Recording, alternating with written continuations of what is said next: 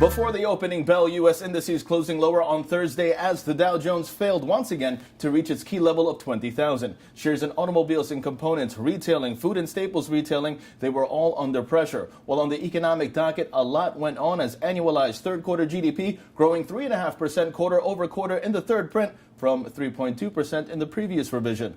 Also, initial jobless claims increasing to 275,000 in the week ended December 17th, while continuing claims reaching 2.04 million in the week ended December 10th. Also, FHFA housing price index increasing 0.4% month over month in October, while personal consumption revised higher to 3% in third quarter in the third estimate. We also had personal income unchanged in November, personal spending improving 0.2% in November, and finally, durable goods orders falling 4.6% in November during its preliminary estimate.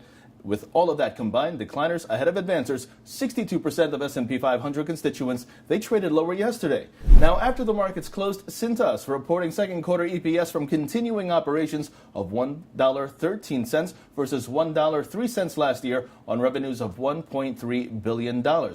Net income falling nearly 60%. Turning overseas, now Asian markets in the red, the Nikkei down 0.09%. The Hang Seng down a little more than 0.25%. China's CSI 300 down 0.84%. South Korea's Kospi on the upside 0.01%. European markets trading flat. U.S. futures calling for a consolidation at the opening. Now, there are no major earnings expected today, while on the economic docket, 10 o'clock in the morning, November new home sales figures month over month, as well as the December final University of Michigan Consumer Expectations Report, expected to come in at 88.9.